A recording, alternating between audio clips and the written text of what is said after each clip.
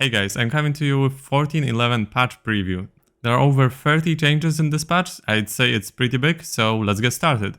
I'm gonna start with one of the most important changes, and this is the change to the turret fortification system. The turrets, excluding the turrets in the bot lane, are going to take 25% damage instead of 50% damage before minute 5. This can hurt you if you play a champion that has a very early push power. If you are getting 1 or 2 plays early before minute 5, it's gonna be much harder. And the reason for this change is targeting lane swaps. As you might have noticed in the MSI, there was a lot of lane swapping, and Riot clearly doesn't want that, so that's why before minute 5 you will be dealing 4 times more damage to the turrets in the bot lane than in the mid lane or top lane. And the other very important turret change, that the first turret gold will be increased from 150 to 300, so there is a little bit more emphasis on getting the first turret. Now let's go to the items. Collector lethality is decreased from 15 to 12, pretty significant change. Then we have Essence River. Essence River is going to be 3100 gold, so it became 100 gold cheaper. Then we have the Immortal Shield Bow. The shield health got increased from 320 530 to 320 720, and the scaling starts earlier.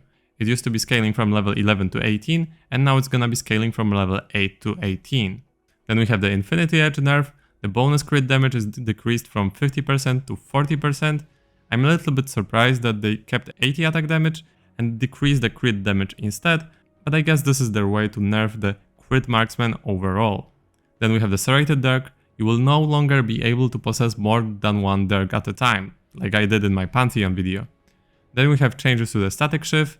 The recipe is going to be changed. Instead of half-bound axe, it's gonna use Rectrix, and the combined cost is gonna be 1000 gold instead of 700, but the total gold for the item is going to be 2800 instead of 2900.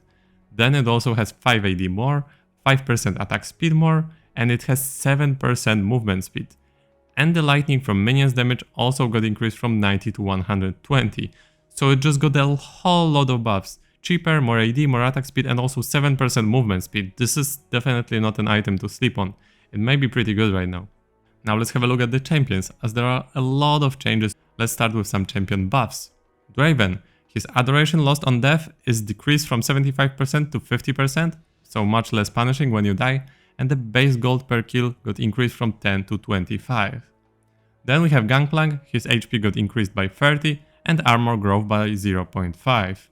Gnar, his AD growth got increased by 0.2, and then his Q AD scaling got increased from 115% to 125%. Kha'Zix, his Q base damage got increased by 10. Lulu, the knockup duration got increased from 0.75 seconds to 1 second, and the cooldown got also noticeably decreased at early levels. At first level of ult, it will be 20 seconds shorter, and at second level of ult, it will be 10 seconds shorter. After level 16, it's gonna be the same. Master Yi got a bunch of buffs. He got health growth, armor growth, AD growth, and attack speed growth, all with some pretty decent increases.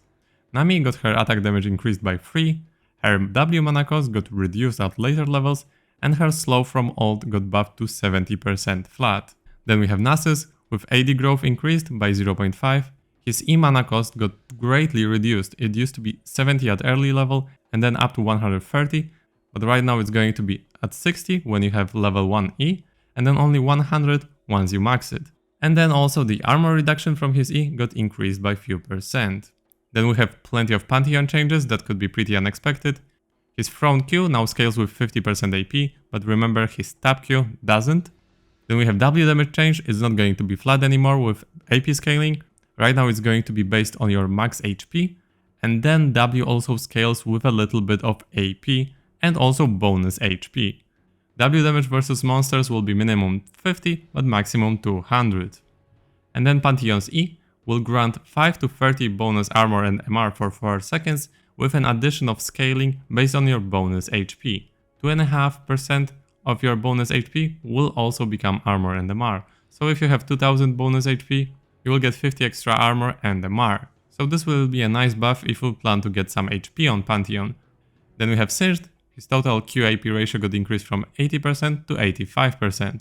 And then his ult cooldown got reduced to flat 100. At level 6 it's going to be 20 seconds decrease, and at level 11 it's going to be 10 seconds decrease. So a pretty sizable buff. Then we have Smolder. His AD got increased by 3, his passive crit scaling got increased from 30 to 75%, and Q crit scaling increased from 50 to 75%. And then Q mana is now flat at 25. No longer need to spend 35 mana for casting your Q once you max it out. Then let's have a look at some champion nerfs. Hui, his QQ max HP damage got decreased by 1 percentage point across all levels, and QE maximum AP ratio got reduced from 92.5% to 80%. Camille, her Q move speed got reduced from 30-50% to 25-45%. And then our on-hit damage got reduced from 20-30-40 to 5-10-15, and the current HP of 4-6-8% remains the same. Irelia's health growth got decreased by 9. Jinx's AD per level got decreased from 3.15 to 2.9. Karthus Q base damage got changed from 45-125 to 43-119. That's a pretty odd number. Then we have plenty of changes to Mordekaiser. His passive base damage per second got changed from 515 to 5 flat. His passive monster damage cap got increased from 28-164 to 40-200. And then Q damage got changed as well from 75-155 to 80-200. But then level scaling got decreased from 5-139 to 0-45. And the scaling also starts at level 9 instead of level 1. Here is the table that Frank posted of the damage changes to his Q. And as you can see, it's a small nerf early, small buff in the mid game, but a very strong nerf in the late game. Then we have Talia. Her damage per rock right now starts at 56 instead of 60, and with each Q level you get 18 point half damage instead of 18. When you max your Q, you will still deal 2 damage less. Then we have some champion adjustments, and the recommended items and runes for Draven, Sivir, Smolder, Xayah, Yasuo, Yone and Kaysatek got changed. I've heard that Smolder will now be recommended Triforce, so maybe it will help with his win rate. Then we have the massive change that I mentioned in my Ornn video, that all legendaries can now become Ornn items, granting 1000 gold worth of stats. Then we have changes to Caitlyn. They technically write them as adjustments, but I think this will be a heavy nerf overall. So her attack speed ratio got buffed a little, but the W damage now scales with 40% bonus AD instead of 40 to 80% bonus AD, so it's a massive change.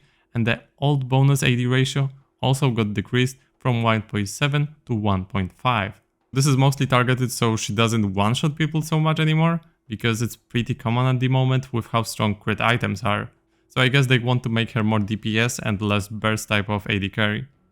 Then we have Kaysatek adjustments. His Q mana cost will be 20 at all ranks. His W max charge time will be decreased from 1.5 to 1 second.